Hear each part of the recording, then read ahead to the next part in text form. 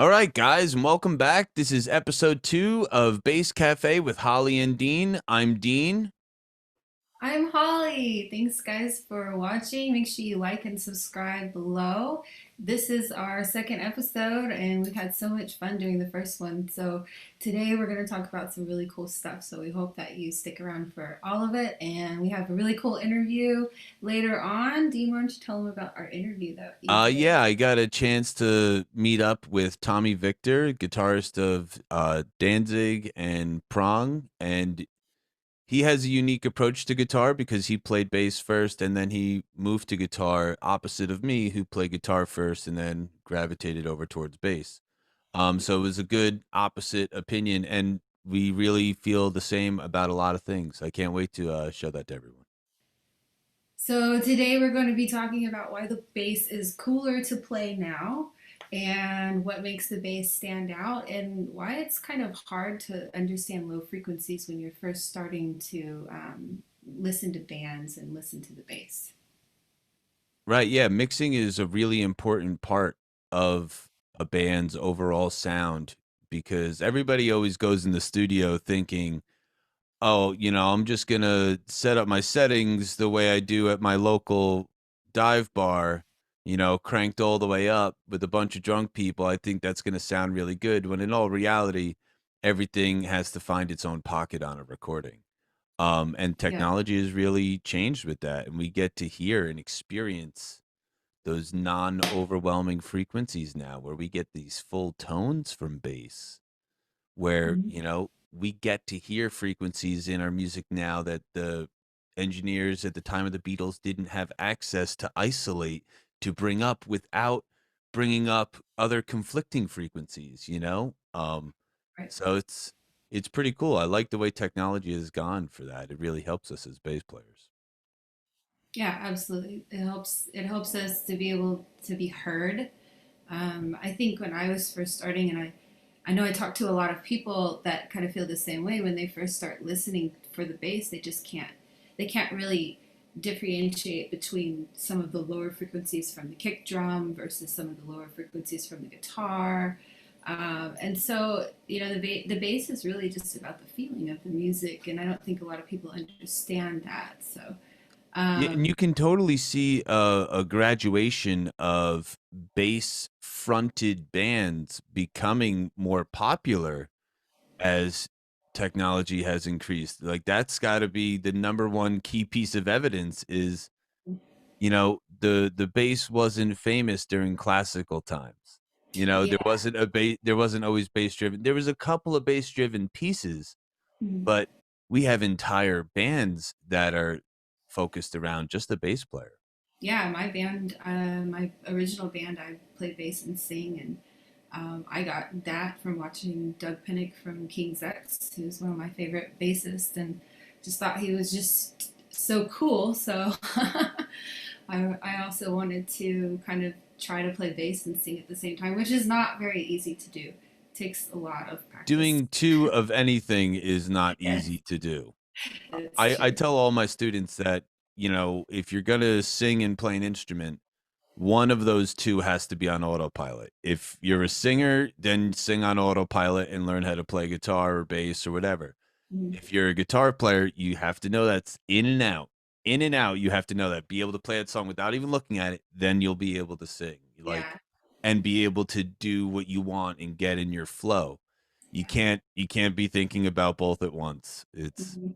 no. Yeah, my first record, well, my original first record, I wrote the songs kind of like that because I wasn't so experienced singing and playing at the same time. So I wanted the songs, the riffs to be really cool, but kind of simple in parts so that I was able to articulate my words and actually sing and focus on what I needed to be at the right time. So definitely a lot I'd of. like to take a little sidebar here and tell you that that's one of the things that people underestimate and underestimate Nirvana for, Mhm, where Kurt Cobain, he would play simplistic riffs, mhm, but the notes in which he sang mhm. were the other intervals of the keys. So when you think you're just listening to some grunge song, what you're really listening to is sometimes like a Phrygian song, or something very Yeah. Spanish sounding, very exotic sounding, but yet it comes from these guys from Seattle. And because he's singing those notes instead of playing those notes, you don't realize, but that's why you're attracted to it, right? And Mhm. it's because he, did one simple and then accented with the other. Yeah. Yeah. That's awesome. Yeah, I think, and he did a lot of really cool, just guitar riffs in general as he was, singing like Heart Shaped Box, for instance. I mean, that's kind of hard to do. A lot of those vocal melodies are just the guitar lick, Yeah, yeah, yeah. you know? Um, the guitar solo of Smells Like Teen Spirit is just the vocal melody Mhm. played out, Yeah, from the Phrygian position, if I'm not mistaken. yeah. Yeah, and like the Phrygian position over a minor progression. I think it may be a Definitely Locrian. smart. No, it's a minor progression. Yeah, and so like, and yeah, it's just that amount of space that we've been able to create nowadays with technology. You weren't able to do all the same things the same way back then. You know, Yeah, we talked about that on the first episode. The stand up versus the electric. They went to electric to get that sound out and to get those notes to be pronounced better and uh, without feedback. yeah, without feedback and stuff. And so, well, I mean, when you go from nothing, something that doesn't have pickups on it to something that does, then you can get louder and you can get more precise and things like Right, that. and adding the frets to it changes the tone, gives it Absolutely. those that higher range that now we can bring up and get audible recognition from Mhm. when we Yeah, don't have our subwoofers, yeah, strapped to ourselves. yeah.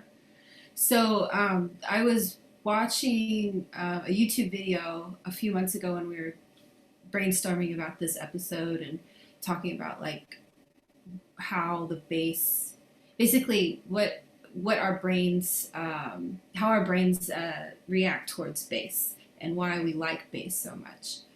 And there's Right. this YouTube channel called The Verge. In 2015, they put out this video, basically talks about why we love bass and music so much.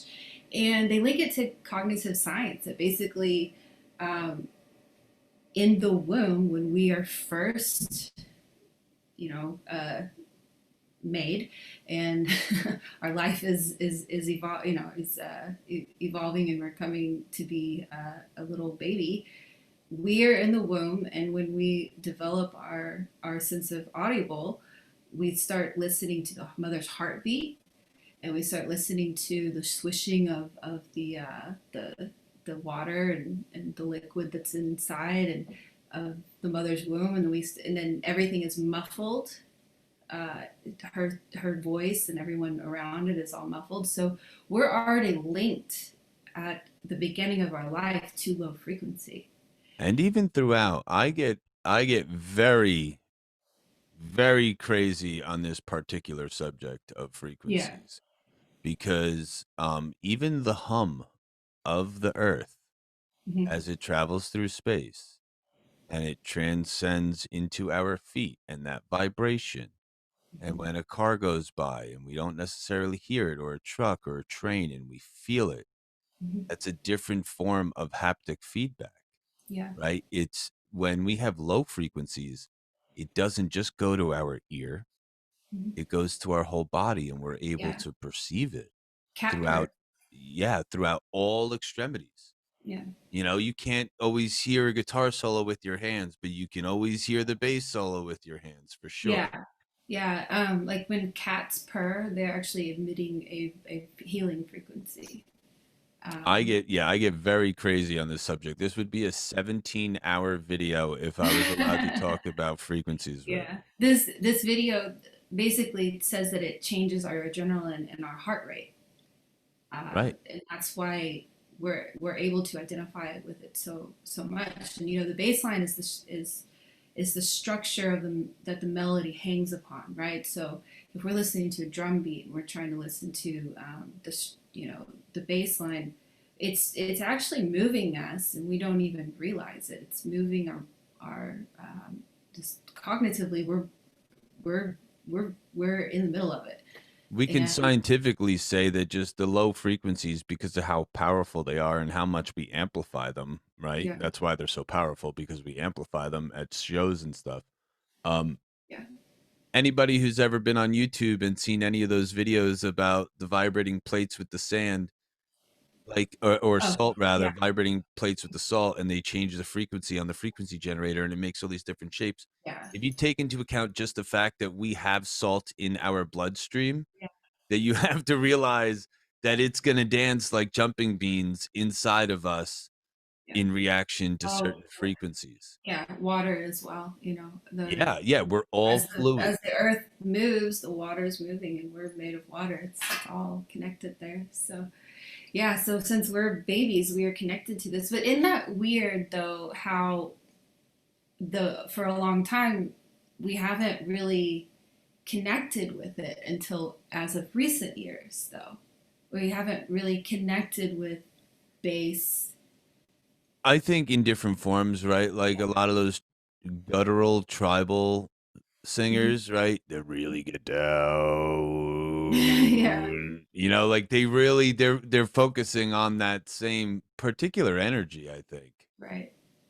Yeah, and there's very many biblical stories about the Jewish tribes chanting and singing in the sands, and the sands in the deserts changing around them and Yeah. changing shapes. I Did guarantee you it comes down to, if you yeah. were to amplify that enough, I you just thought of could. something really weird, and I'm sure somebody somewhere is gonna think it's weird, but you know, like crop circles, right? Mhm. Do you think if you believe in aliens, which I have a song about aliens, so I definitely don't think that we're alone. But if you think of maybe crop circles and there's, you know, how maybe that's like the aliens coming down and they're doing this type of like maybe Vibration, we don't even we only feel it, we don't even hear it. Maybe we think it's an earthquake or something, and it's like this, and it makes this thing. Hmm. it would be frequency manipulation, and there are very many examples of rocks that are in circular formations and different Yeah. formations around the globe. Yeah.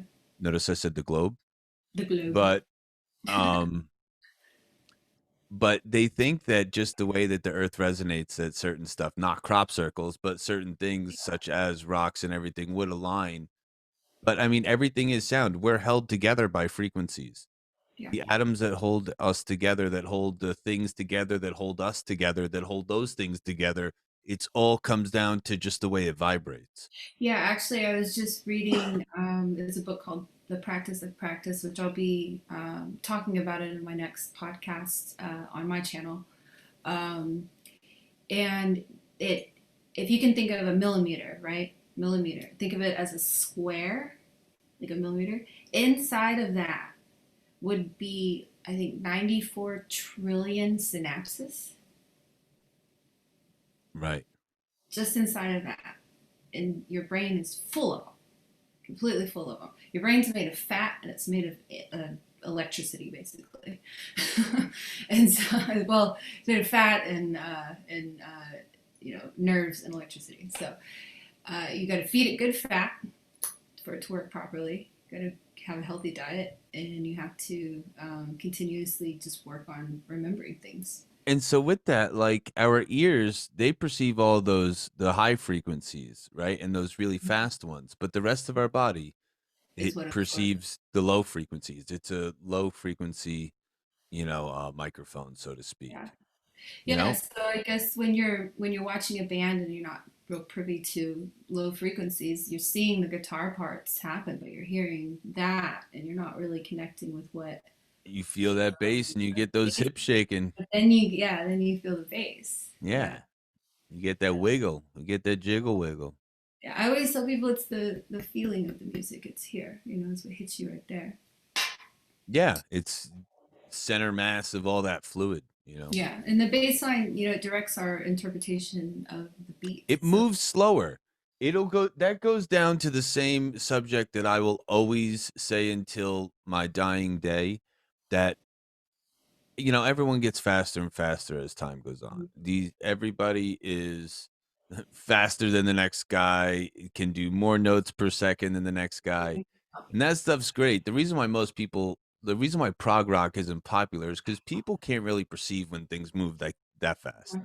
And Oh, you know, the slower it moves, the more we have time to process what's going on. And again, with bass, that frequency is moving slower. oh, We have time to feel the yeah, sound, like we have time to feel that instead of just like, like yeah. we get that time to figure out what's going on. It creates an ambiance, so to speak. Mhm. Another thing that this YouTube video I watched was talking about was this experiment that was done on, I guess, like 100 people or something. Usually that's what they do. And they gave them two different versions of a song. One had um, lower frequency mess ups, and one had higher frequency mess ups, just little ones. And I people guarantee you they perceive the noticed the lower low frequencies. frequencies more than the high frequencies. Yep. They noticed the dip in that low frequency. I'd like to take this minute to tell everybody that on the internet, there is this amazing album called And Justice for Jason. And Yeah. it's Metallica's And Justice for All, but with the bass tracks. Proper And checks. I'm telling you that, that album has always made me want to slay face. When I heard Injustice for Jason for Yeah. the first time, it made me want to slay face at 1,000 miles an hour with my foot slammed down to the floorboard. Like Yeah. it. Oh my god! There's just it's the full filling out those frequencies. Hmm. And everybody hates on Metallica for it, but like maybe just the way technology was and the way they recorded that album, they just didn't have the means to achieve that type of tone. you Yeah. know Yeah. um but yeah, it's a completely different album. Yeah. It's a completely different album. Yeah. It just fills the space. It fills everything up, you know?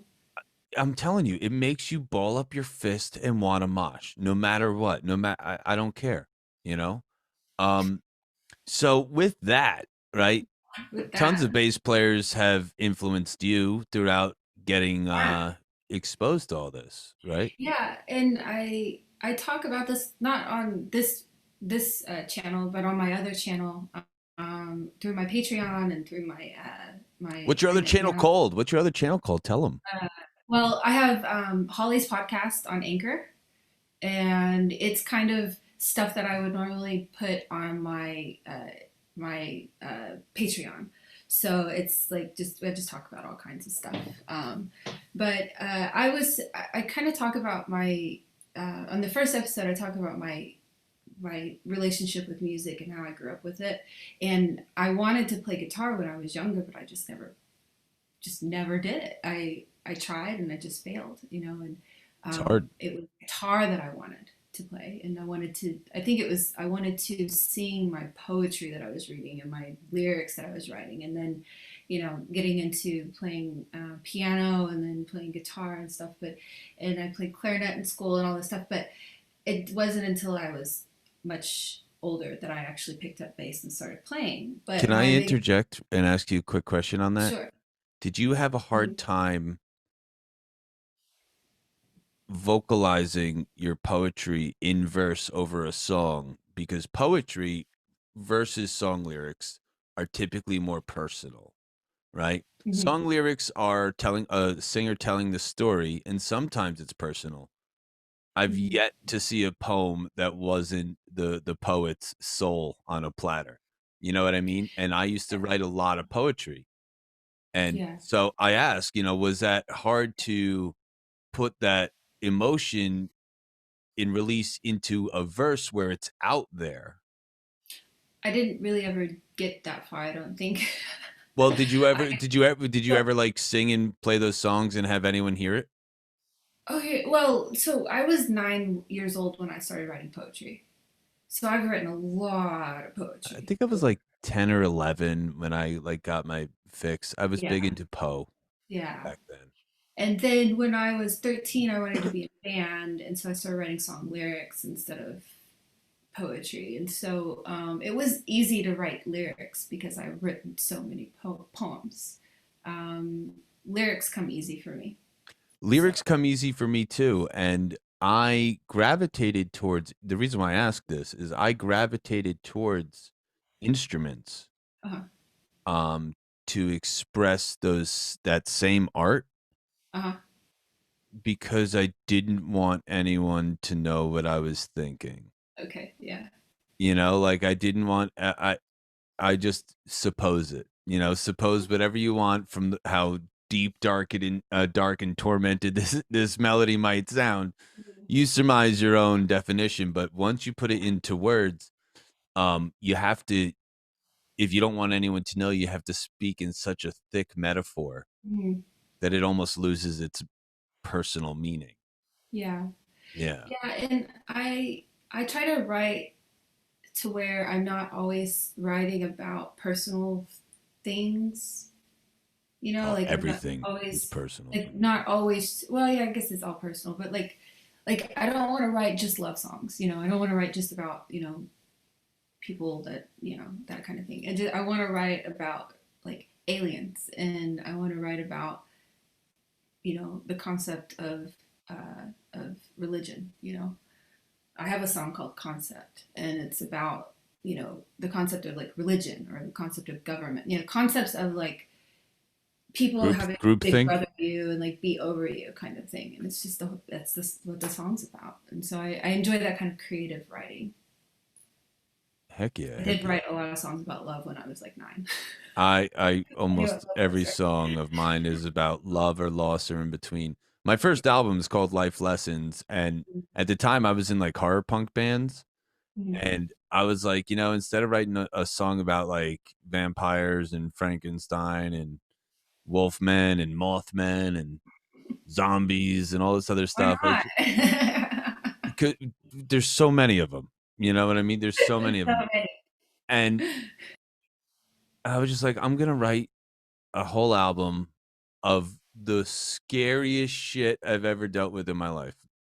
You know, like, and that's what my life lessons are. It's about the real horrors, you know, the real scary stuff, you know, Yeah. losing your loved ones, going through a divorce, you know, like going through real life stuff. That's so much scarier than Michael Myers. I can't even tell you, you know, like,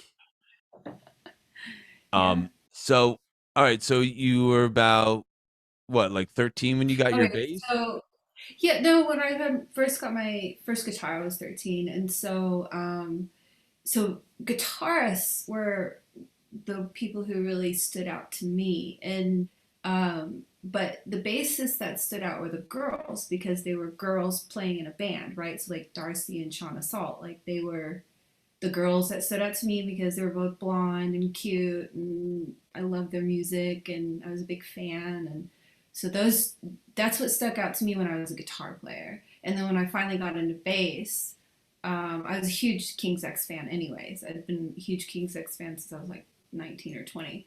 So Doug Pinnick is like Right. that's the dude, you know. That's the man. And you know, of course, John Paul Jones. When I was younger, I had all my CDs stolen out of my car. They just completely ripped out my CD player and all my like 300 CDs, and I was devastated. It took me, you know, for since I had my first CD in there, you know, and Dude, people suck. I had my CD collection stolen too. And like kids don't understand. Like back in the day, you couldn't just go to Spotify or YouTube or anything and just Google a song. Like you had to some of work a those I'll never job. have. You had to work a Yeah, job. You had to make that money, and then you had to go and waste that money yeah. on CDs at the It record was store. $20. Yeah, and they were 10 to 20 bucks most of the time they were 20 bucks a pop. Yeah. Like 17, 18.99, and you always spend more than that.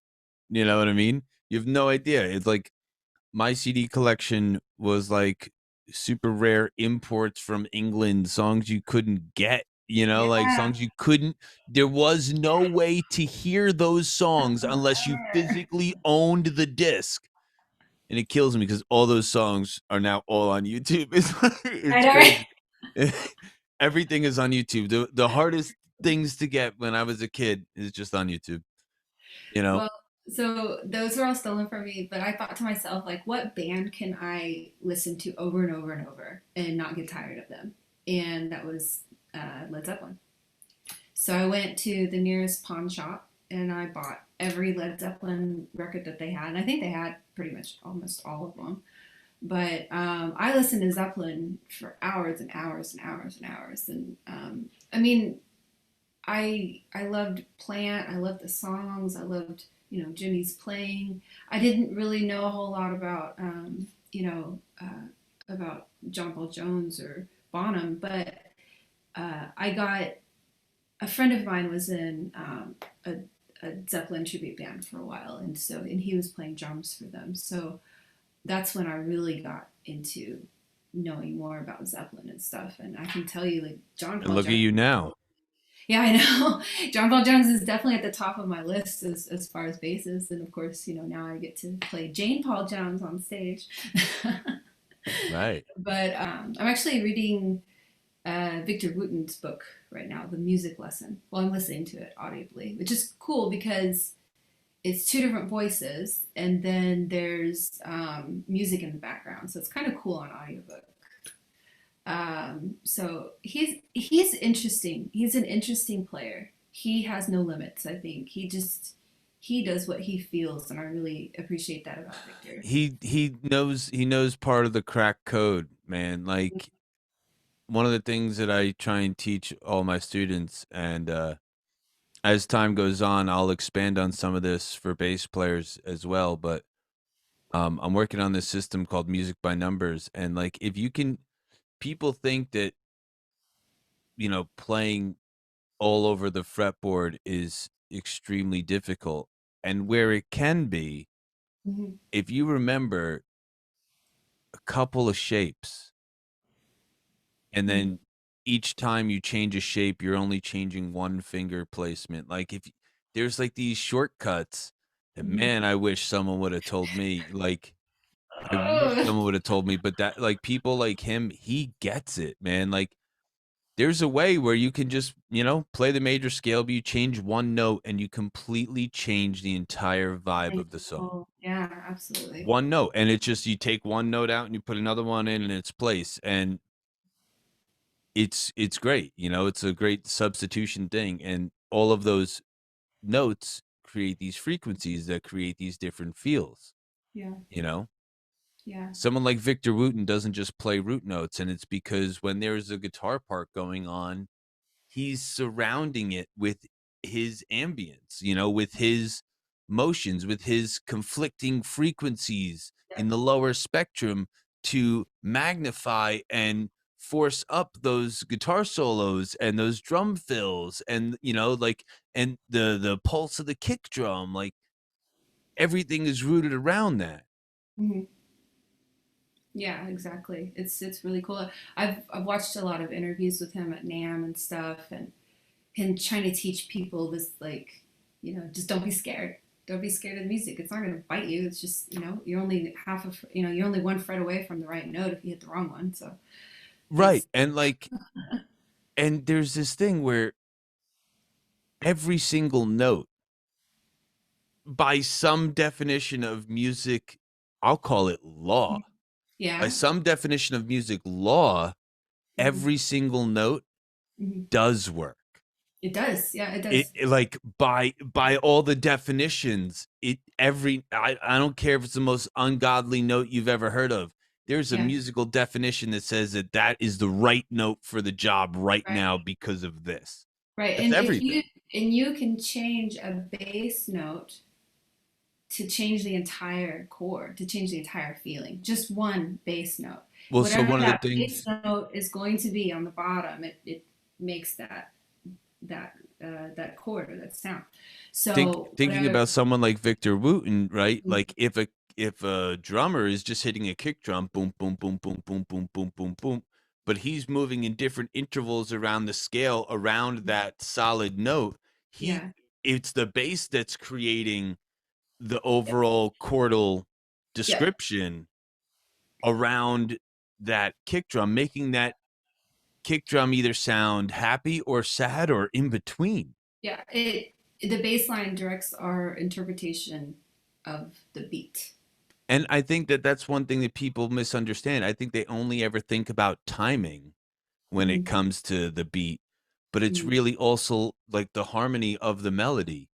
You know, Mm-hmm. a lot of AC/DC stuff, the bass is not playing the root note, it's playing the fourth, Yeah, and it's because it's really making it kick. It's adding in that extra note, yeah, that extra frequency band. yeah, yeah. It's And awesome. so what other influences do you have after Victor Um, Wooten, Sean well, Yseult, Darcy? one person that okay, I would never play his style. It's just not my style because I'm just not this type of player. But he stands out because everybody, if you think bass, you automatically 9 times out of 10 people think of this person. But Flea, obviously. And I put him on the list as something that stands out to me because he stands out as a bassist. I think we're going to get into that later, like what makes a bassist stand out. Right, And he's not just a bass player, he's a I mean, bassist. it's He's his a hell of a style, it's performer. the way he plays, it's how he plays in the song, it's his stage presence, everything about him is just phenomenal. I'm not going to emulate him because it's not my style, but I sure as hell know that I was happy to see him play at least one show. I was ecstatic. I got Yeah, to see I've him never seen him play. play live. Yeah, I finally got to see him play a couple years ago, and I was just like, cool. Finally got to at least see him play live, and I just thought that was really cool. So, and then Jocko, of course, but everybody likes Jocko. But Jocko is just not afraid to use his instrument to play whatever. Like for instance, Zappa, Frank Zappa. Okay, we were watching this documentary on Frank Zappa, and Frank Zappa was just bored. He wanted to have he was bored of just song structure. To make he wanted to be a composer, but he wanted it to be interesting to him. And so Jocko, I think, is kind of the same way. He wanted to compose this like crazy bass stuff that's kind of for musicians, Right. interesting to bassists and interesting to musicians and stuff. And if you're a bassist and you're talking to another bassist, typically that name comes up. And Always. he was just one of those people that also was not afraid to play what he felt.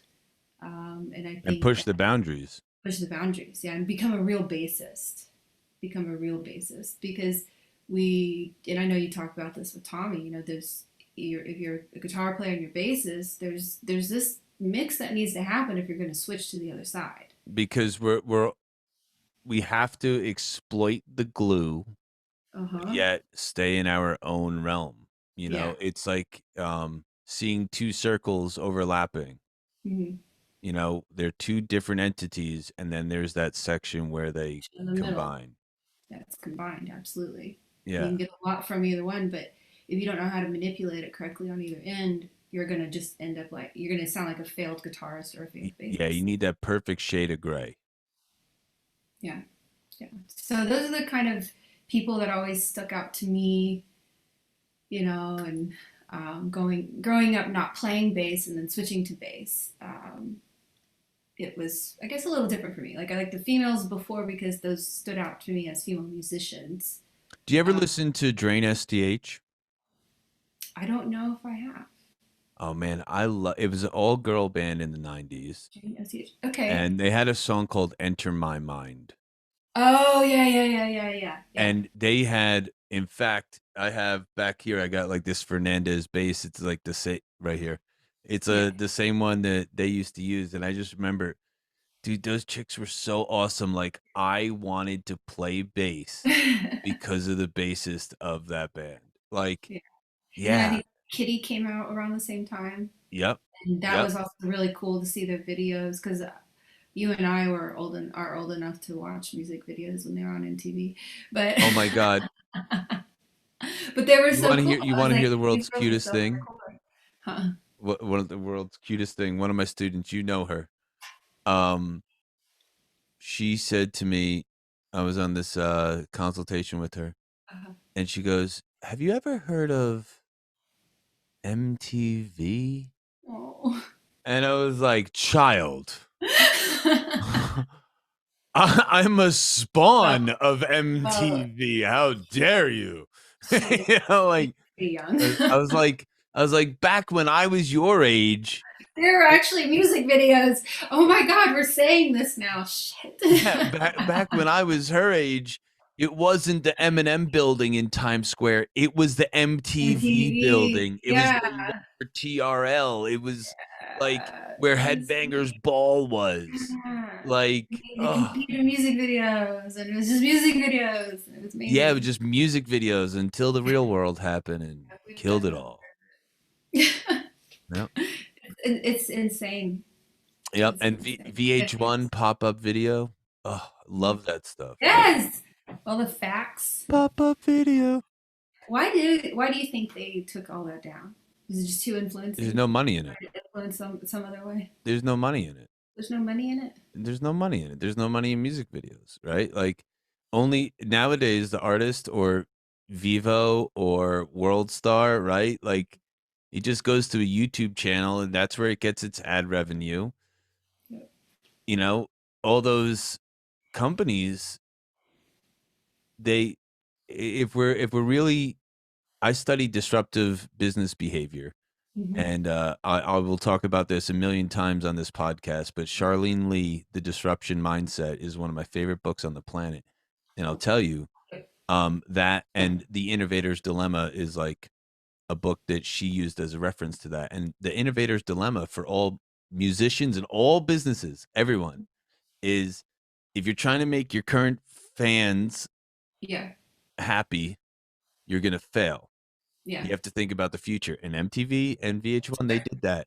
They didn't make us musicians happy. They saw, oh, okay, reality TV. Oh, all people like this. Okay. Right. And then they just I just slowly started going towards all of that. Oh, it was all those prank shows. It was, the Silent Library, Jackass, Real World, all those dating why couldn't shows. they make another like I don't know, not music television, but like I video think I think television? just I because don't we know. got YouTube. I think just because we got YouTube around when all that died out. Yeah. Like when MTV was still around 2005, I'm guessing, like, I know Yeah. they were for sure 2002. They were still around, maybe dying out, but and YouTube is what? 2009. So, Yeah. yeah, Times changing. yeah, everyone has their own YouTube channel now, you Yeah. know. True. It's not like music Wait, videos stopped they either. do? I'm just kidding. Yeah, and like shows used to be focused around it, right? That's why we had Beavis and Butthead. Mhm. Beavis and Butthead was available because these guys were on MTV, Yeah. and in between skits, you would just get a Prodigy video. Yeah. Dude, you know how many bands I found out about because Yeah. of Beavis and Butthead? Butthead. Yeah. The Even the first time I shirts. saw Henry Rollins' Liar was on Beavis and Butthead, and I was like, "What is this? What is this, man?" Firestarter by Prodigy. Very first time I heard that song was on Beavis and Butthead. Yeah, I think whatever shirts they were wearing, I was like, oh, that's a band I might be into. Metallica and AC/DC, right? Yeah. Yeah. Um, so Did they- obviously, right, I'm a major child of the 90s. I definitely had my Zeppelin stint. Um, I listened to my first like favorite kind of music was classical music. But in the 90s, Metallica was ruling the world. My parents yeah. are young, so my parents had me when they were 21 and 20. My dad Okay. was 21, my mom was 20.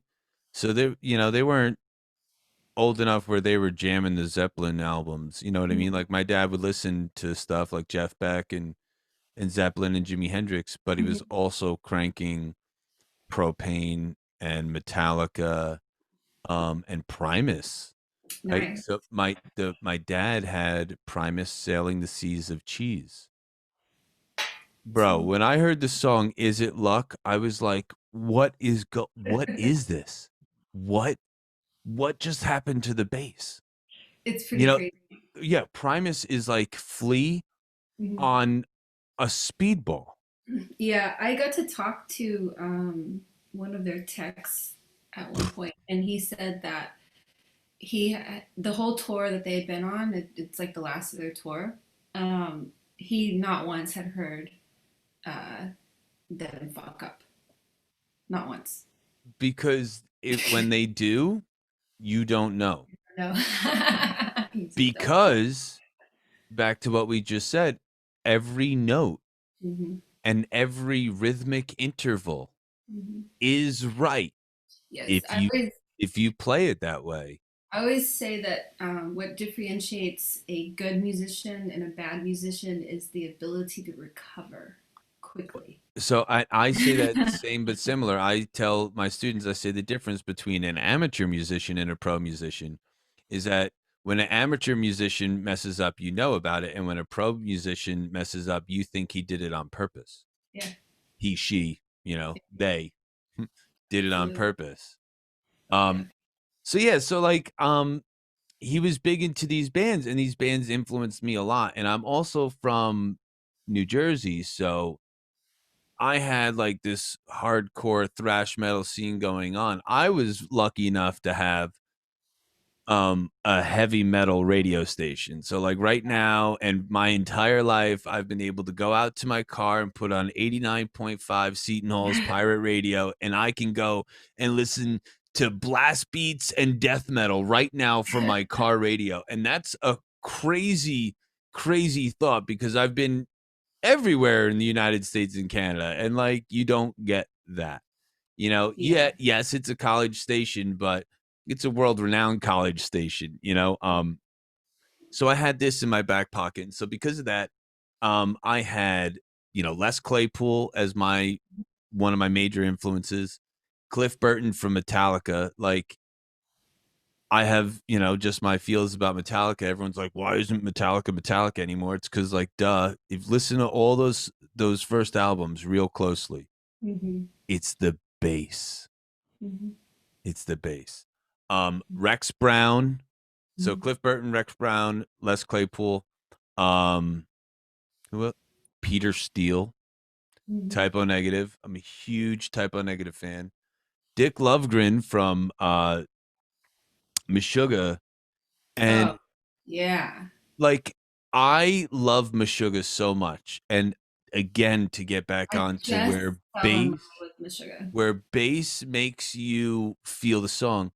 Yeah. And when you listen to Meshuggah albums, one of the things that makes their this is my thought process on it from my friends and Hmm. myself discussing it. So much of their heaviness, because for years Meshuggah they used line 6 pods, rack pods, and they still sounded heavy as hell, and those things sound like piss. And Yeah. it's because even with them playing the 8 strings, they would be like the guitars would be in such a thin high frequency, so much of that heaviness that you're getting Right. from Meshuggah, you think it's coming from the 8 Yeah, string, but it's from the but it's base. not. That 8 string has like no low end on it, otherwise it's going to sound like mud shit. Right. It's the bass Yeah. that's like creeped up in there perfectly to make you think that the Yeah. guitar sounds like that, but it doesn't. Yeah. It's the bass making the guitar sound like that, right? Yeah. And then the god of all gods, Mhm. Lemmy, Of course. Yes. right? If you were to take most of those bass tones that I just, of those players that I just mentioned, and I'm gonna give him the credit too, Jason Newsted. Yeah. Um, if if you look at all those bass tones of those players that I just labeled, that's Mhm. basically my bass tone. Good. I don't use a chorus like Peter Steele does. Like not all the time, like when I mess around, whatever. But I have one setting on my fractal that has all that stuff on it. But like it's all just this same, you know, low Heavy. frequency, not scooped mids, but like cut Well, tell frequency. me, how do you normally set up your? your amps? How do you normally dial in on like Um, a just Most to like important, and something so I neutral? talk about this with Tommy, Okay. in our thing, but the most, and so I'll expand upon that a little bit here because I don't know how much we'll put in there, you know. Yeah, And yeah, just so anyone knows, so this interview with Tommy Victor, we have stylized questions here, for this episode that I asked him. But if you follow me on my Patreon, Dean Music Official, you can get the extended interview there, the full unedited interview, all hour long of us talking. Um, but really, for me, it's so much about having two signal paths. yeah. I have a low frequency that stays clean, Hmm. and I have the high frequency that gets my distortion. That's Yeah, the same. Like if I'm using my amp, this yeah. will be clean and low end. I might have some distortion, but this Ampeg distortion is different than like throwing on like a distortion pedal, right? Mhm. Um, but so that'll be very clean and low end and pushing the cab, and then the axe effects will be very thin, high end, almost guitar sounding, Okay. and then the sound guy will mix them. On Mm. my axe effects, I just have one channel that has a dual signal that comes together and goes to one output. So I do it myself. Okay. Um, but that's so that way I can take 2 amps everywhere in a Yeah, 26-pound carry-on, you know, like take a million amps everywhere. Um, yeah, but yeah, it's I like new string twang, I like distortion, and I like woof, and I like no confliction at all. yeah. Which I think is great that we're both doing this because I'm the exact opposite. Opposite, right? You're Exact opposite. super warm, I'm JPJ like mimicked. right? That is my. And when I have to play a song, like so when I play with Nita and I have to play bass on a song like 18, right? Uh-huh. Um, I would go down to my fingers to warm up my tone because Mhm. I'm typically a pick player. I do hybrid picking with bass, you know, where I use these other ones, but I'm usually holding the pick also. Yeah. Um, but when we play like Aces High by Iron Maiden, yeah, Mhm. I know everybody on the planet's gonna hate me when I tell them, yeah, I absolutely played that song with the pick live. Yeah. Um, but if you the reason why I can, like you can hate on me for moral reasons, but if you want to come after me for tonal reasons, if Uh-huh. you listen to that guy's bass tone, he's actually got a very thin bass tone. There's a lot of high end on it. So Yeah. So you can it cuts through yeah, better. like yeah. So like sound wise, me playing with a pick to an Iron Maiden song is less worse than me playing with a pick to like a Zeppelin song. Yeah, yeah. Um, but you still get that, you know, like again, I'm a guitar player who transferred over, so that's like cutting off my feet and trying to tell me to sprint. Yeah.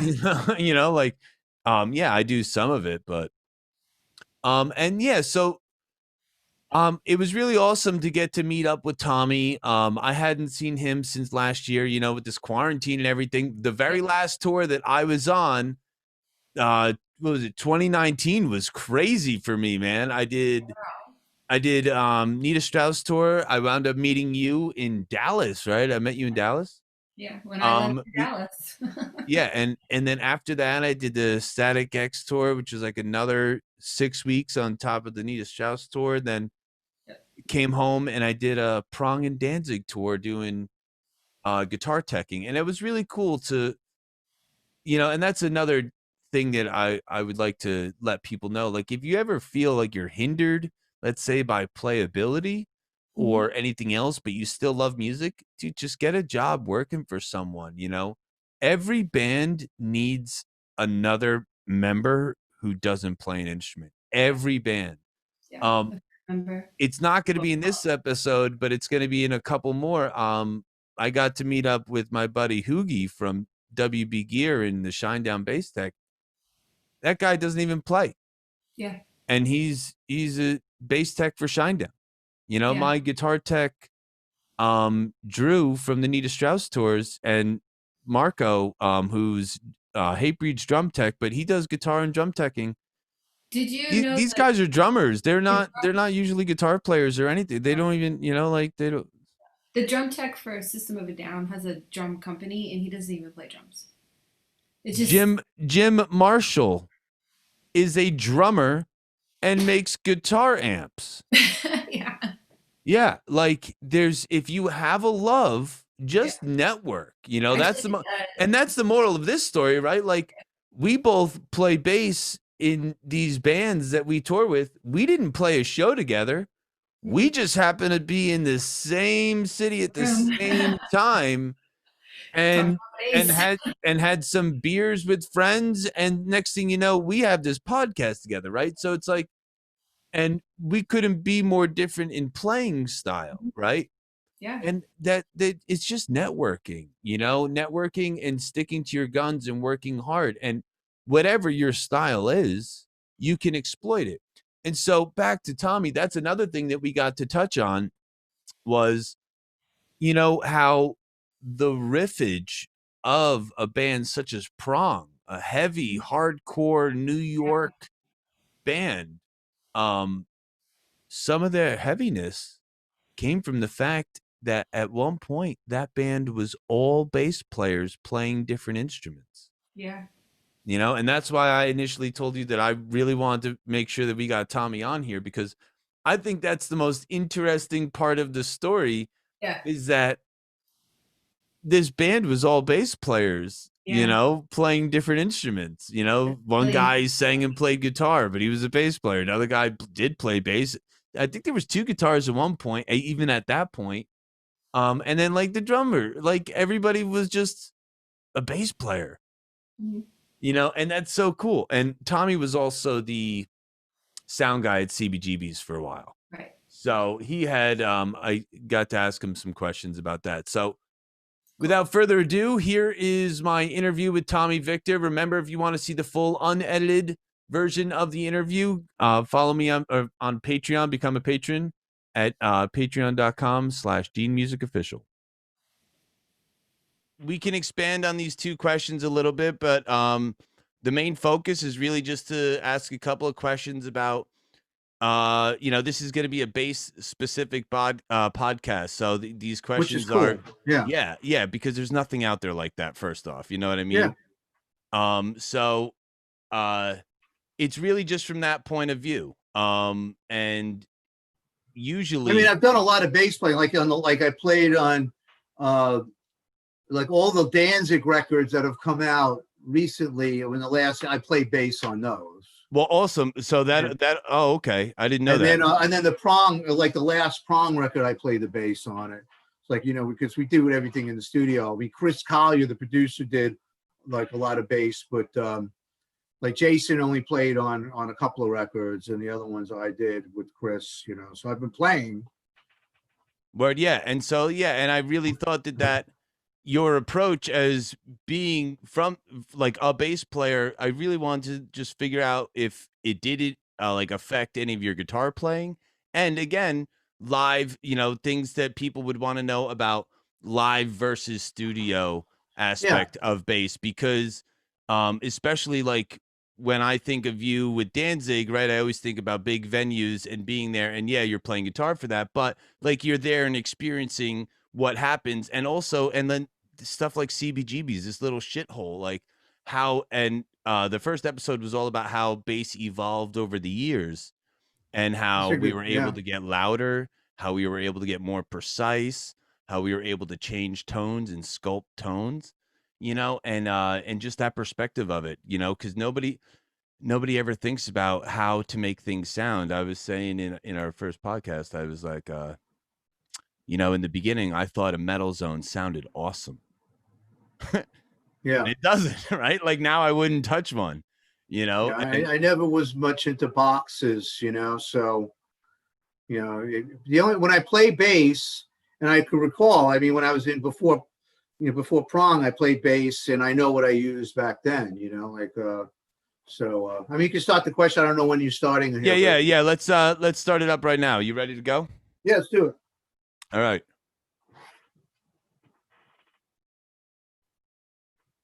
Just reading the question. All right. All right, everybody. So here's Tommy Victor from Prong and Danzig here to answer some of our bass questions. First one here, man, is when I was on the road with you, you told me that like at one point all members of Prong were bass players and that you started playing bass first.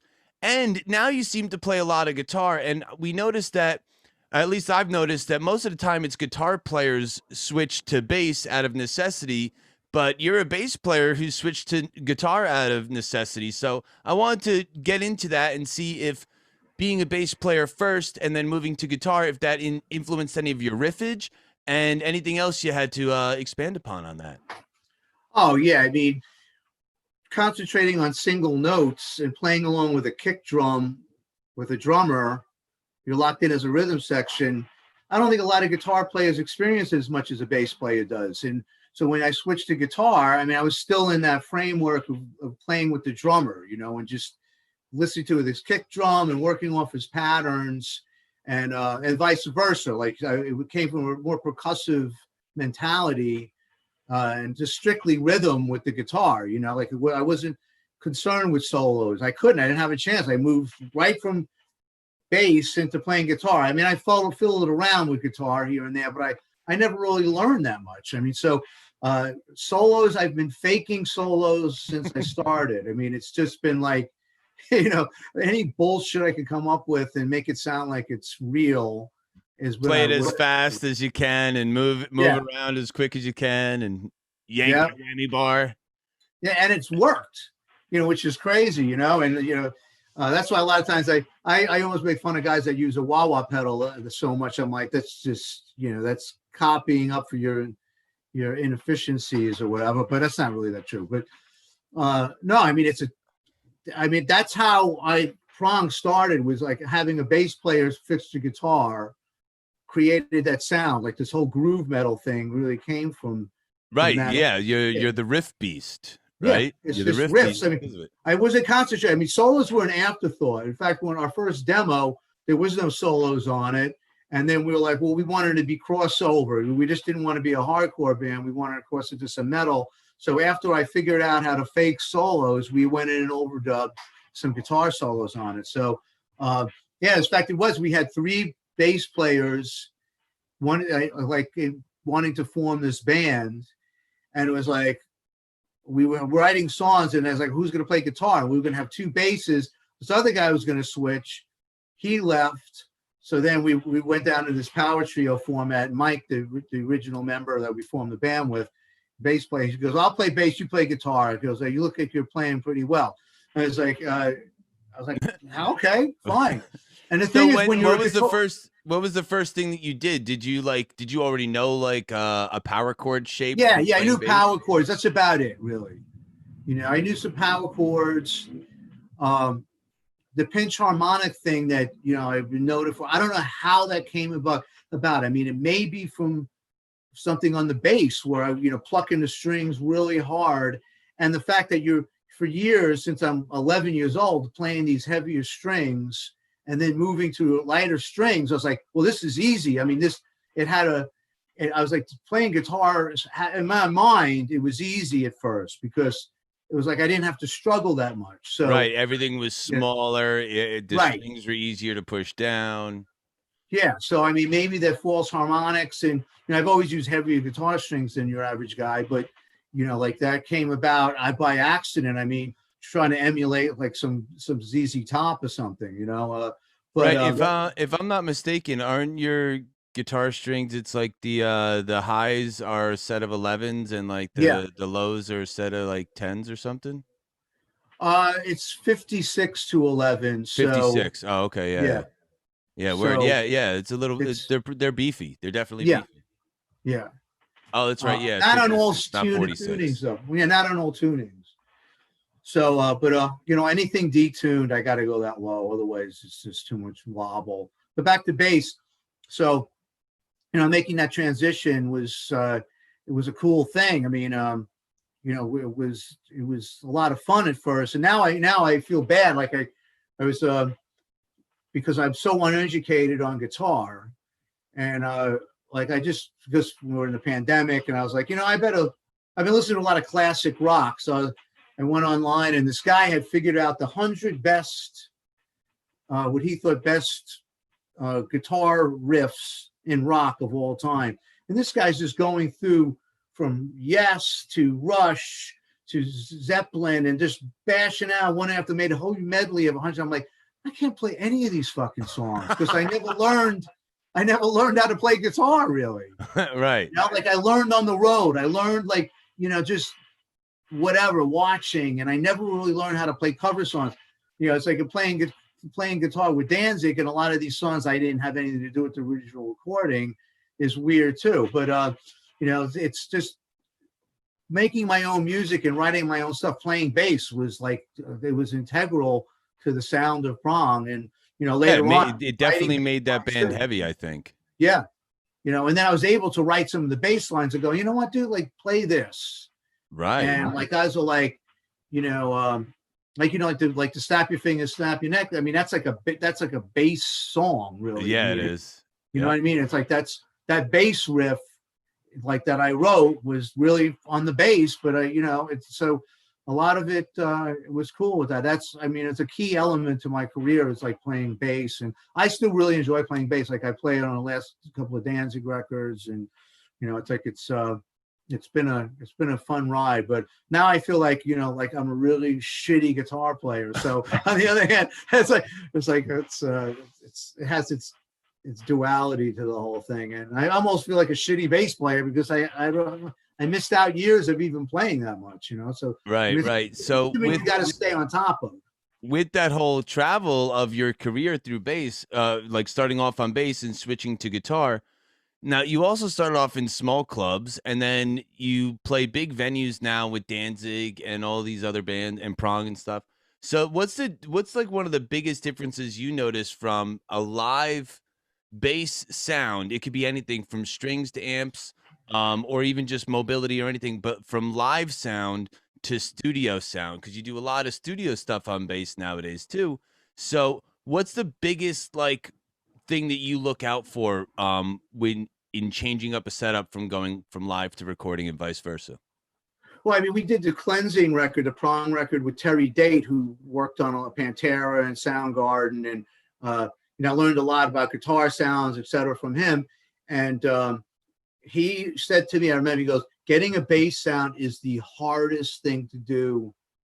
He thought, you know, for doing a rock record. It's like, and I was like, really? He was like, yeah, because these guys roll in their SVTs and it just doesn't work on a record. It's not cutting. Yeah, I mean, I don't agree with that entirely with his thing, but we wound up using, like on Snap Your Finger, we used the guitar head. We used the same Marshall 8100 on that to get that growl, that grind that's needed, that's almost inaudible on a lot of stuff. The bass that I feel you need that it can't just be all round under there, you know. What year was that? That was 94. 94. Yeah. So I mean, a lot of now with working on, you know, with virtual instruments and amps and plugins, et cetera. I mean, we always have the growl track, like with some distorted, even using like, you know, my favorite guitar plugin is called this thing called Menace. It's like this throwaway app. I use it on my demos, and you know, but we use that like on the bass along with your like some SVT plugin or a live amp if you can. Who's in a studio to set that up anymore? But it's like, you know, there's nothing. You got to have that low end and the combination of it. I mean, live too is a different thing. I mean, you know, you want to have that presence. But it depends what kind of music you're playing. But with, you know, with rock, with metal, the bass is a tucked roll. Really, it's got to be. It's a little bit underneath everything, and it's you know. Right, it's like felt and not heard all the time. Felt and not heard all the time. Yeah, I mean, that's why you have a problem with guitar players that have switched to bass because they're clueless. Really, like, you know, they're like all over the place, and they're only concerned with the amount of notes and that the top part of it and the clarity, but there's no balls to it. So, you know, these guys are it's hard to find good bass players. I mean, it's like it really is because, when it comes to live, they just don't have a clue on that. It's like, you're talking about strings. I mean, like, like Jason Christopher, I mean, he changed his strings all the time. Like, he Yep. felt he needed that brightness and he needed that low end. And, I think that's an important aspect of it, where I'm you're, very much the same way too, where I like to, like, live for bass, I do change my strings a lot. On the Nita Strauss tour, I change my strings almost every night, especially yeah. because I sweat a lot, and Oh, yeah, bass yeah. strings Dead just easy. die just instantly, if you sweat even a little bit. And I only ever needed to hear that shimmer, so that way I knew where I was, but I always focused on the low end. My tone is always low end, like I run a dual tone. I'll have Yeah. one channel that has high end with a little bit of distortion, and that's what I'm listening for. And then the low end, and that's at the sound guy's disposal. Bring Yeah. that in how you need to fill up the room, as long as I can hear a little bit of click, so that way I know that I'm on time.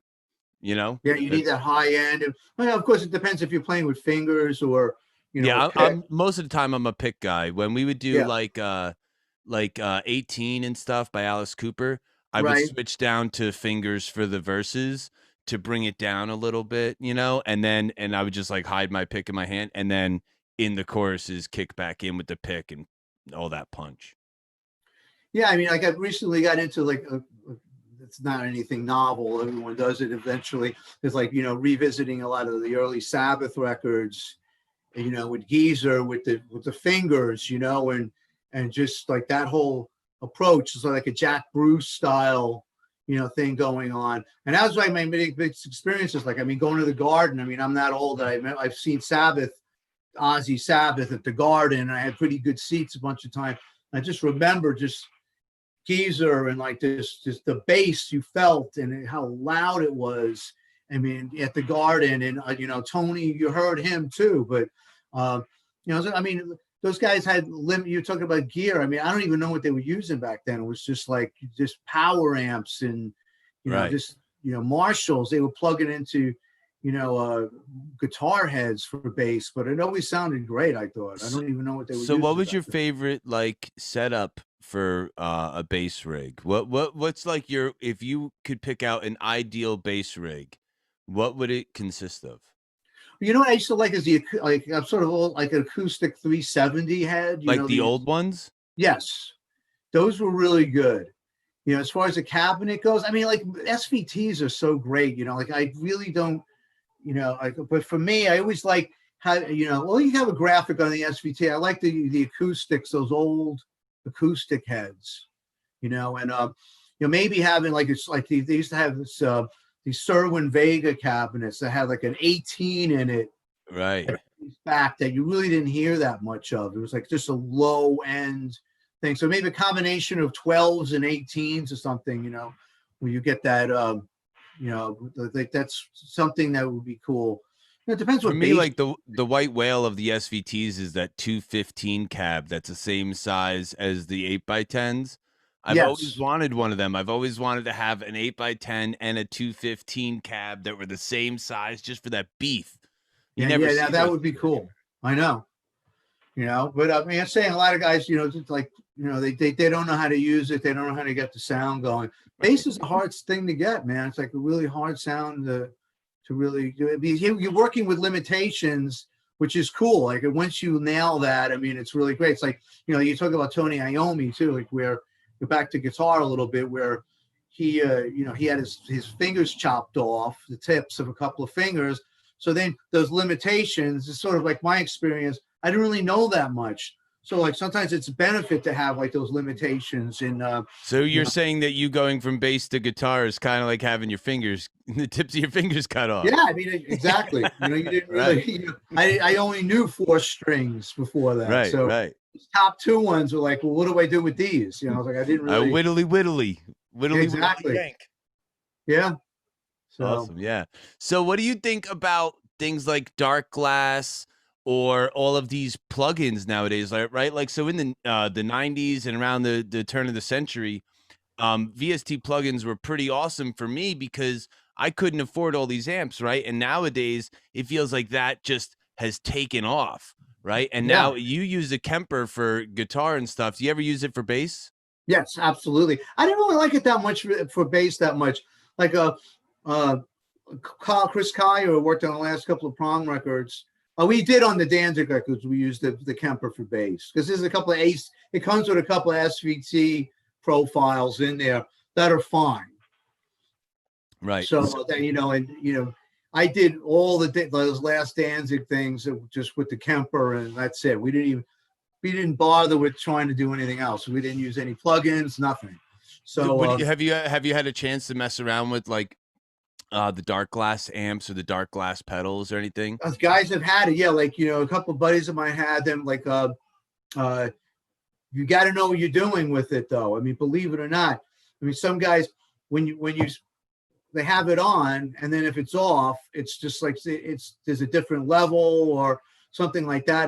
There's always with the boxes with bass, some kind of compression is added into it, and it changes the level a lot. So getting those levels together between the different settings or what have you I always see as a problem with guys. Just getting it down right. When I switch from bass to guitar, no matter what the setup, I just have a Dynacomp, an MXR Dynacomp, and an ISP decimator. And I don't care, guitar or bass. I bring those two together and I can play through any amp. Usually after that, for guitar, I have a tube screamer and like after the noise gate. And then for bass, it's same deal, the comp gate, and then I have like an MXR the bass pedal. It's kind of like the Sans amp. Yeah, that's perfect, man, because that's what I always did before I got into Kemper. And Kemper has that great little noise gate knob in the front. It's right. just like, which is like, that's a godsend for like thrash metal and stuff, because you don't want to hear anything between when you stop, so that thing's amazing. And you can put that's the way I feel like the decimator is. It's just a single I love it. I knob. used that for years. It's just a single knob. I use that forever. The only problem with those things, I use those eternally. And before that, I had a Hush, and one of the old Hushes, like Dimebag. Yeah, that Dimebag was a rack-mounted Hush. Yep. Not the Hush 2, the Super C plus plus. No, that one I didn't like. Oh. Maybe it was a Super C. It was just a regular white one. Oh, okay. And it was just two knobs, two channels. It was sort of like a decimator. I think the guy that developed that is the guy that developed the decimator, and it was just awesome. Yeah, dude, I love the simplicity. You don't need a lot. Went to that red one, and they had another one that had more variables, and it never was the same. And then I never liked the Boss gate or anything like that. No, so I always get a. Yeah, the threshold is weird. There's no attack on them, right? So the release on it. So when the decimator came out, that was just a godsend. Just what always happened is they broke on me, like where somebody would step on the AC one knob. Yeah, whatever. Something. And that, yeah. I have like 5 of them laying there that just destroyed. Dude, so one of my singers jumped on one time, drunk at a show, right? And I've been fixing gear. This, man. I fix gear. I take out soldering irons. I fix shit. And I was so bummed. I was like, dude, you don't understand. I'm like, it's not like I can just like have a quick disconnect cable and like, just fix this. I'm like, I have to get in there and solder everything. Well, lo and behold, dude, I took it apart. Everything on that decimator is a quick connect cable. So if you have one that has a broken 9-volt and one that has a broken knob, you can literally just open it up, disconnect, and reconnect. Yeah, all right. And so you can take you don't even need a soldering iron. I couldn't believe that, dude. I'm just saying. Wow, they're all quick connect. I've never been one to open shit up. I'm like, throw it out or whatever. Now it's just laying here, but but I mean, years ago, like the first bass stuff I used, we had I used a compression, like the old new wave bass. Like even like with Killing Joke, there was always a little bit of a chorus I used, and always a compression on the bass, like a pedal. I think it was the Boss compression. Right. So you said chorus, and that instantly, and you're Mr. New Yorker. So, like, what did you think about hearing Peter Steele's bass tone come out of nowhere? Like the way that that dude played his bass for me was unlike any other bass player ever. With the Oh chorus, yeah, the flanger, and the drive. I mean, like when I first saw Carnivore, um, they had a different approach. I mean, he was sort of like, rhythm guitar bass player. Right. And then, the guitar player, when I saw him, was Mark Piavanetti. He was a kick-ass. The guitars were just for solos, really. I mean, you really didn't even need anything. It's just like Pete could have been there with, with the drums and him. He Right. handled so much, and he was so loud. So, yeah, I mean, like he was. I really don't know where that comes from, but it's almost like a throwback to like Jack Bruce and the power trio of Cream, where the bass was just so loud and so part of the whole thing, and like Mountain too, like Felix Pappalardi, and these. I know Pete. That's where we come from, the same era of those bands, so that's where it came from, I think. So who made you want to pick up the bass? Uh, I think it could have been Geezer. It could have been Gene Simmons. I think it was probably Kiss. Like, I mean, it was like, that was Right. that was the easiest shit to learn. Like when I just wanted to get into a band. Right. So, I mean, there's tons of guitar players, like even like when I was young, I mean, I was able to, like get in a band because, no one wanted to really play bass back then, so back in Queens. So, I just play. Like what I did was, I figured out. I think probably Strutter or one of those songs. I was able to figure it out. So, Kiss and Sabbath and Deep Purple and. So Kiss and Sabbath and stuff. That was like your introduction to playing music on bass. Yeah, Awesome. Yeah, and all yeah, that Deep stuff's loud Purple and too. punching. Yeah, Simple. Deep Some of Purple it's was pretty. really simple. Some of the Sabbath Yeah, stuff, some of that was really hard. There's a lot yeah. of I don't know. movement. I couldn't really accomplish that much with the Sabbath stuff. I mean, eventually I learned the finger technique, I and was then gonna say, did you start off with a pick and then move to yes, fingers? yeah. I guess you see in Geezer, like the whole thing will play like, well, this whole thing looked cool, Yeah. right? That was the Yeah. whole thing, right? So, I think when I saw California Jam with Sabbath, and I saw him, I was like, holy shit, this is the coolest thing I ever saw in my life. Right, right. And so do you think that the technology with like these VST plugins, you think all that stuff has changed the way bass players play nowadays? Where, because now everyone's just doing everything digitally, right? Back in the day, my bass players used to want to rumble the room, and that's the way their bass playing, evolved. Now it seems like since everything's all digital, bass just follows the guitar and the kick drum, and then that's it. And they're not like looking to add this heartbeat to the band that the old bass players used to. Well, I mean, it's the bass playing has changed so much with 5-string basses and 6-string basses and whatever. The down tuning thing is a lot of times, like when Korn came out, the guitars are tuned really low. The high thing was the bass, was like the percussive aspect of things was wind up being the slap bass. That was not bass. That was the high end It's guitar, like and the playing a guitars snare were. drum on strings.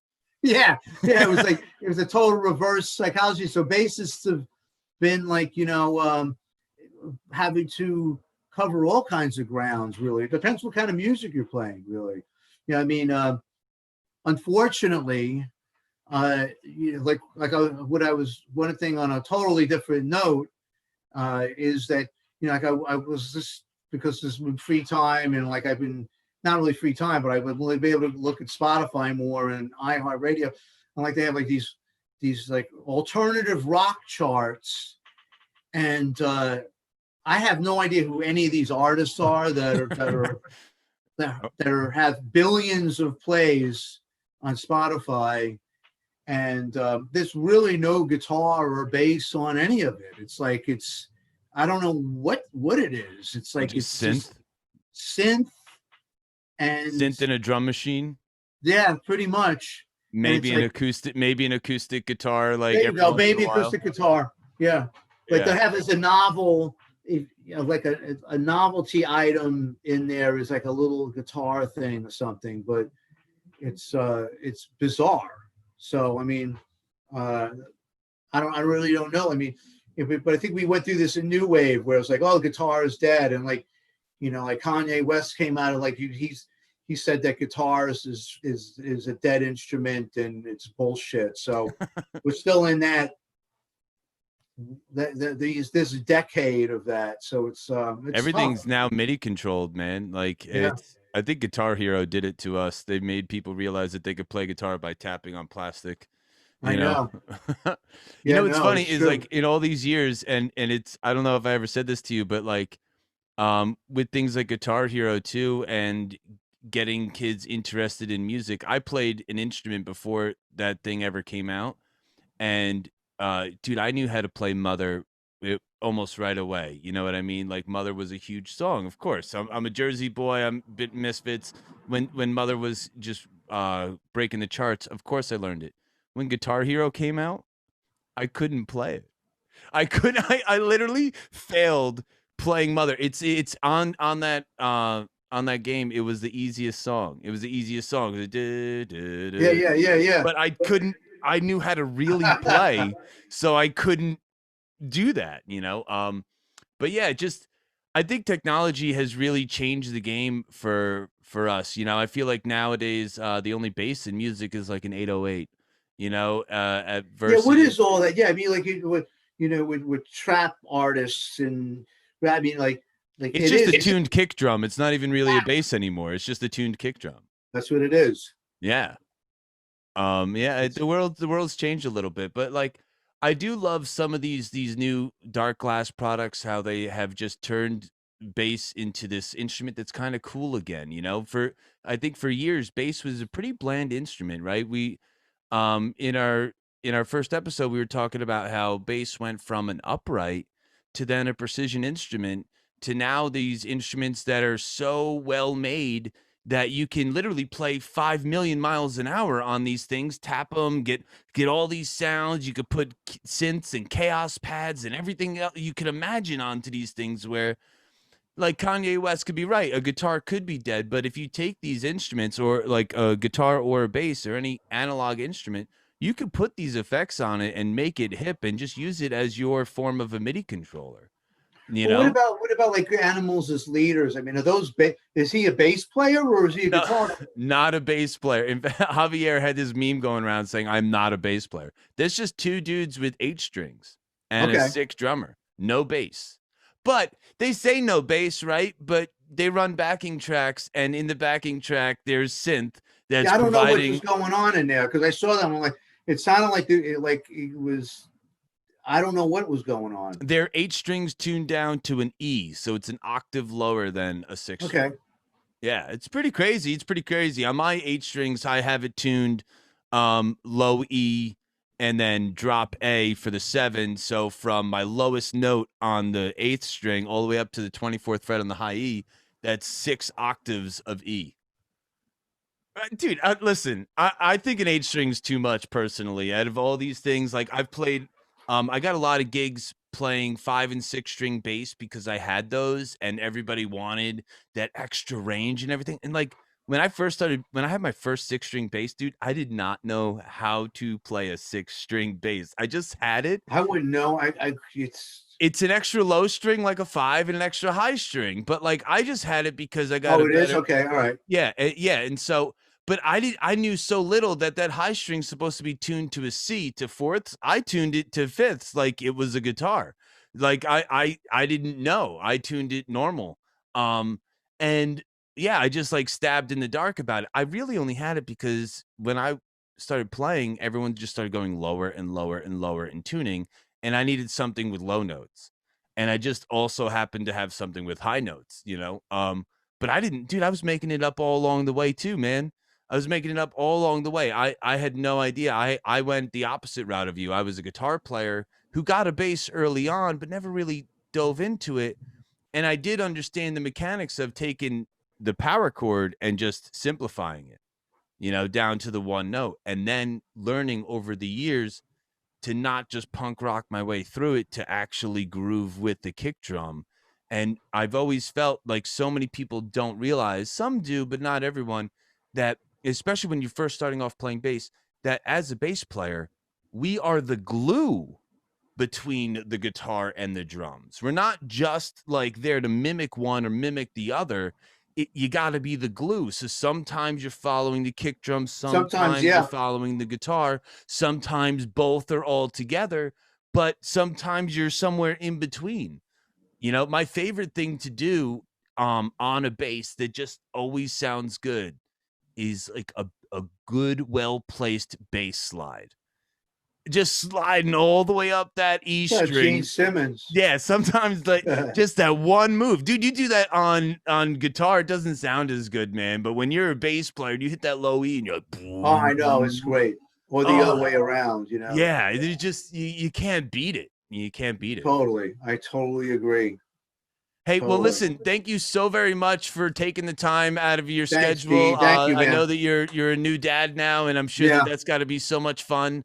One of the things we talked about, I just want to tell you, is that, and I had a little bit of an epiphany about this when I was talking with my co-host. But when we're kids, when we're babies, and we're in a womb, that's all we hear is bass. We don't hear any of that, the those high ends. And there's been studies about it, and I wonder, like, is that why some of us maybe have such an infatuation with lower frequencies? Is because maybe our parents listened to music, but all we ever heard when our ears were developing was the bass, Yeah. right? We never heard the high end. So yeah, so we just always we talk about that and how it makes the hip shake, and maybe it's that familiarity of those low frequencies that really just groove with us.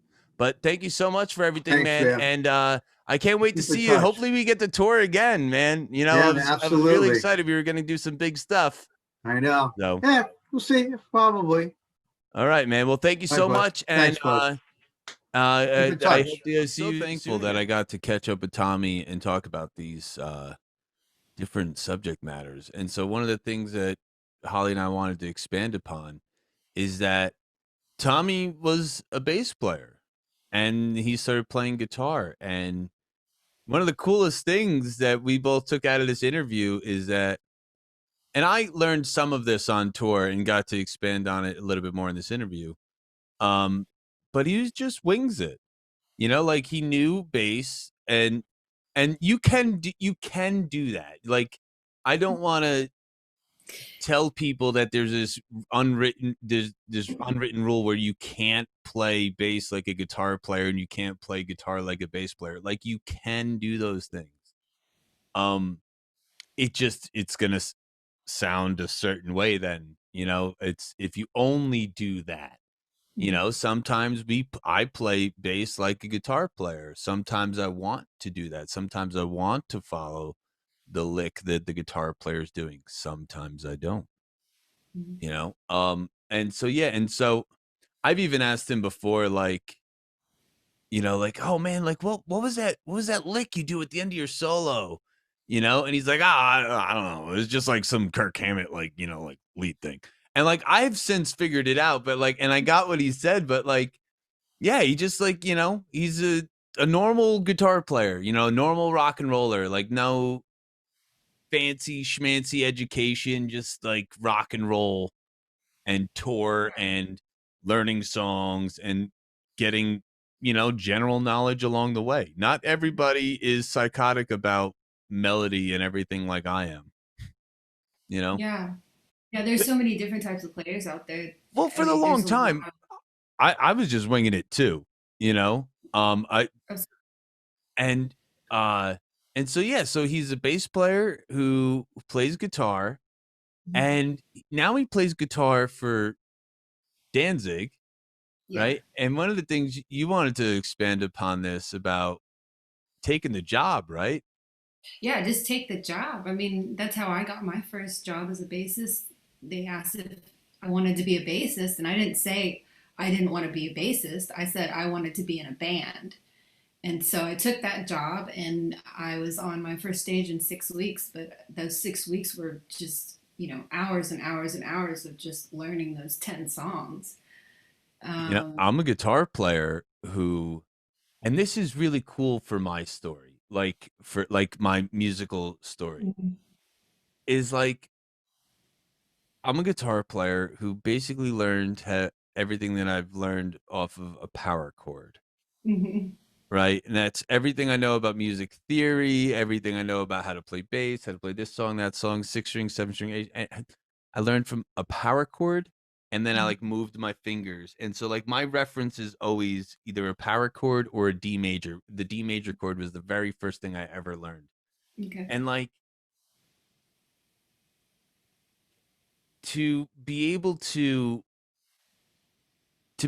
just start from such a very basic beginning. Like I was lost, right? And then I filled in the gaps along the way. You learn a song, you fill in the gaps. You learn a song, you fill in the gaps.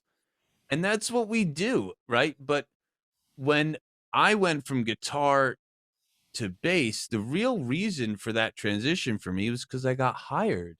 Mhm. I got hired to play bass for the Independents, and they're a horror ska band. And there are bass runs all over that catalog. Mhm. I had never played bass like that before. I was prepping to do a 6-week tour playing lead guitar for Black Cat Attack, and when they couldn't get in, I had to learn all those bass parts. Yeah. And at first, I started with the root notes. I started with what I knew, right? I started with the basics. But I, being addicted to knowledge and trying to Yeah. figure this thing out, I listened real close. And every single night, our Mhm. set was 1 hour long, and my warm up was to play the entire set and then Mhm. get dressed and play the entire set. Like that was my night, you Yeah. know. And I did that I a lot with Zapparella. Like it was all day long. It's learning the set, and then you play the set until you get it down. Yeah, and I did that every single night and learning those bass licks. And that was a cool transition for me because where I really thought that those songs they were hard, Mhm. they're a lot easier than I thought they were. You know, you find out when you learn certain bass players' styles, like you Yeah. can learn a couple songs from a bass player, Yeah. and as long as it's not too complex and they're not like so like overeducated, you can kind of figure out their style. Yep. Um, when I had to play bass for Michael Graves, you know, like again, I'm a guitar player who just took the gig Yeah. and got 3 tours out of it. Yeah. Along that journey, there's stuff that Jerry only does on the bass that really are like bass player Yeah. perfection moments. Yeah. Bass porn. Yeah. And he doesn't just run and slide on his knees. Like he also plays some really awesome licks in Misfit It songs. doesn't just run and slide. Yeah, he doesn't just do that, man. Like he does some great harmonic and melodic stuff. And great rhythmic stuff too. Um, and with that, you know, like taking the gig expanded my knowledge. You Absolutely. know, so much of this musical journey is jumping in the fire. Jumping in the fire, not being afraid. Yeah. Yeah, if I was afraid because I'd never touched a bass before. If I was afraid to say I wanted to be in a band, I wouldn't be a bass player now. Because Yeah. I literally had touched a bass twice in my life before I decided I would try to play bass in this band. And so it's a matter of just going, this is what I want to do, and just do it. Right. I always knew that I wanted to write my own songs. Hmm. So I bought my first my dad bought me my first bass, which is like this 3/4 Sammy bass. Yeah. Um, but when I like bought my first Ibanez bass for like $100 off this kid because I knew that I was gonna, you know, I had like a 4 track and I didn't all the way back then. I knew that the one of the most important parts about guitar is the bass. Hmm. One of the most important parts about the drums is the bass. The marriage of them. Yeah. Yeah, and yeah, a guitar, a bass, and drums. There is a reason why a band can get away with just that. Yeah.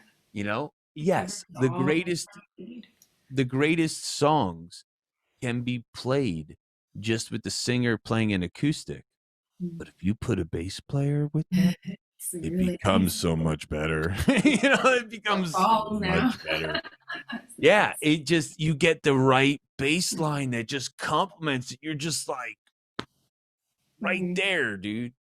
Yeah. So yeah, so just jump in the fire, right? And Yeah. yeah, and so one of the other things I asked Tommy was, being a bass player, did that influence um how he wrote his guitar riffs, right? Wow. And he brings up Hmm. snap your finger, snap your neck, and I'd like to just say, like, guys, that song's all bass. That's a great example if you listen to that of, a guitar player playing a song written for bass. Yeah. And that is where to circle back around to where we started this, technology has allowed us to bring these lower frequencies forward to drive us, right? And Yeah. that's why we're here with this channel. Hmm. Yeah. We want to show people that bass is not just an instrument that's in a band that don't, you don't hear, you don't feel, you actually experience so much of it. And if you just open yourself up to it, you can experience a lot more with the music. Bass is really, It's really all important. it's all necessary. It's all necessary, and I think a bass is way more relevant than an 8-string guitar. Like, I'd rather hear a 6-string. Even me, I play extended range stuff. It's like it's my jam. But you give me a good acoustic and a solid bass line, Yeah. forget about it. Like, you can't beat that. You Yeah. can't. Three chords and the truth, man. Yeah, 3 chords and the right, like 1-3-5 walk at the right time. Yeah. Yeah. That's it. It's it. It's literally over. It moves you beyond belief. And I've always been into prog. Yeah. I've always, like, one of my favorite bass players from the beginning was Les Claypool. That dude is the definition of prog. Yeah. He's not Dream Theater prog. Mhm. But that's where bands like Pink Floyd come into account too, like Roger Waters and the way that he would approach the bass. And with the people that you brought up and the people that I brought up, one of the Mhm. coolest things about these bass players is they didn't always try to sound like a bass, Yeah. right? Now, you, on the other hand, right, like we talked about before, a lot of what you do when you play, you're playing I want to sound like to bass. sound like a bass, and so am I most of the time, right? Yeah. But I love that these artists that we're influenced by, where you throw some reverb on there, like Yeah. you do some like killer bass solos, and dude, you throw reverb and some delay on your bass, Yeah. Yeah. It'd be kind of it cool. sounds like a whole different alien spaceship, to Yeah. gravitate back towards that subject matter. Well, recently I've been writing instrumental stuff, so I'm gonna be working with some new pedals and stuff. I'm gonna branch out a little bit more. Yeah, because it's all of these instruments, guitar, bass, piano, drums, vocals, whatever your musical taste is, saxophone, anything can be put through. Like, you can capture any of those sounds, and you can manipulate any of these sounds, and you can turn them into any frequency response that you would like. Yeah. Now, you could play a guitar and make it sound like a chicken if you want. Yeah. Oh, yeah. Yeah, Definitely. it really doesn't matter, like with all these. I have a um wah pedal that every time you hear, or every time you hit a note, it says, yeah, yeah, yeah, yeah. That's awesome. Um, yeah, like, so you can manipulate anything, and so as bass players, especially nowadays, you can grab. I had this great project I did back in the day called Droga, Roga. Droge, and it was just guitar and bass a cappella, and we have that now, right? We can, as a bass player, I could just play my bass, and I could put it through a plugin. I Mm-hmm. could make it sound like a guitar. Yeah, So, like, exactly. if you only know how to play bass, right, and you don't know all that other stuff, you can still make a whole album. Yeah, you can definitely do that. I've seen people make songs just with a bass I, and a computer. I'm gonna need to fact check this. I don't know if it was Virgil Donati or not, but there was someone of his caliber of drumming that did this crazy prog drum album, but programmed all Mhm. of the guitars and bass. Oh wow! I So he don't did all know. the drums and then he just programmed the. Wow, that's Yeah, he played all the drums and yeah. then wrote all the other music to it. Um, Yeah, crazy, right? And like he doesn't play but you can do guitar. that now. You can do that now. You can do everything now Yeah, yourself. and we can do that as like, back to Sean Yassault, man. One of the I'm pretty sure that I heard from the grapevine that the band that played the Lone Rangers song Degenerated, which was originally a Reagan Youth song, right? The band is White Zombie Oh, with okay. Brendan Fraser singing. Oh wow, that's cool. Yeah, right. That's Right. And dude, listen to that song now thinking that and you'll be like, cool. yeah, no, but you're like, yeah, it is. That's Like, yeah, that's them. Like when White Zombie would hit that groove, awesome. right? Um, they would they would really nail it. But that song, that Reagan Youth song, you guys can listen to Reagan Youth Degenerated. And you're like, oh, okay, it's a cool song. And then listen to the Lone Rangers Degenerated. The Lone And Ranger. and dude, it starts off with drums Yeah. and then the bass comes in. All right. And I'll tell you, then it kicks into a guitar solo. And the only reason why that guitar solo hits you and makes you ready to party Uh-huh. is because of how that bass is bringing that guitar solo in, right? It's the Yes. perfect setup. Yeah. It's like a volleyball movement, you know, pop, set, spike, and Yeah. it's drums, bass, solo. Yeah. Like, That's and awesome. it's a rolling bass line. And like Sean Yassault is freaking amazing with some of her, like when what I thought that bass line was With how? and what it is, two different things. Yeah. Two completely different things. She uses these walking traveling notes that don't belong in the scale, Yeah. They're just but they're cool. they're there. And if you don't play them, it sounds wrong. Okay. Cool. Yeah. She puts these chromatic notes in that bass line, and it's just so good, dude. It's so good. Cool. Have to go back and listen because Yeah, I had no idea. I'm hardcore. I'm hardcore into that for sure. You're for I 10, love me 10, some 10. Lone Rangers. Awesome. Well, cool. Um, Yeah. so yeah, everyone, I started a new Patreon page. Please follow me on there for the extended version of this interview with Tommy Victor from Danzig and Prong. The full unedited version, uh, patreon.com/Dean Music Official. Same thing with Instagram, Facebook. Also, we now have a new Instagram for Bass Cafe with Holly and Dean. Two guesses. Ready? Instagram.com/Bass Cafe with Holly and Dean. No Facebook, way. Facebook.com/Bass Cafe with Holly and Dean. No Um, way. yeah. So you guys can follow us on there. Also, we will Yeah. be putting these podcasts on Anchor. I did set it up. So look for us on there. Yeah. So that way, if you can't always catch us like this, you can just download the podcast and listen. And Yeah. and Holly, what are your links for all of our viewers?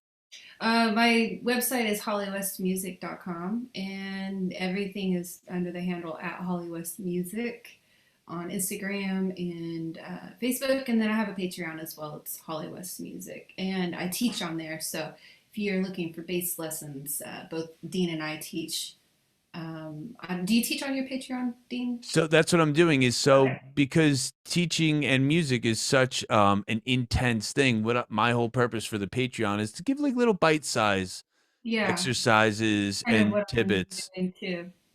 Yeah, Yeah. so we both have our, we both kind of have different styles. So I'm sure teaching is a little different too. So uh, it, it's always good to have a good Music teacher. music is such a vast subject matter that you can take a lesson from everybody on the planet from now until the end of time, and you still won't learn it all. Yeah, You know, that's exactly.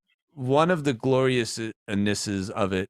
Um, I watch Rick Beato on YouTube all the I time, do too. He's awesome. and just the other day he said, he's like, I'm 56 years old, and he goes, and I'm still making breakthroughs. You Mhm. know, and some people would be scared by that. I love that. I love that, knowing Yeah. that the chase can be so in depth Mhm.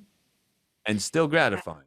Yeah, absolutely. Yeah. And, we're just getting started here, but I can't wait till we get our like 100th show, and we're talking about some really cool stuff. And I mean, everything we've talked about so far has been really enlightening and really fun. So Yeah, I'm, absolutely. And I really wanted to, just like you know, we really want this to be informative and let all of you know that we were there. We were there, and so was everyone else.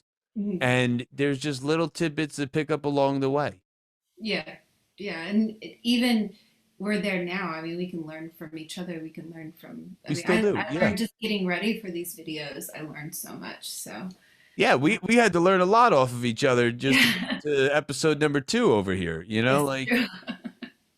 and I don't know everything, you don't know everything, and that's the best part of it. And that was the best part so far about the way we've been able to compile our information, and I would like to tease our future episodes about this. Holly and I are very different players, but when we compiled our scripts of our subject matter, It's that awesome. was a major part of it for me, is when one person had something, another person gave the other side and the opposite, and Yeah. maybe a different perspective on it. And that's where I think it's going to be so much fun going forward in our shows, is Mhm. the difference of opinion, you know, and Yeah, or the absolutely. different approach, you know, or different roads.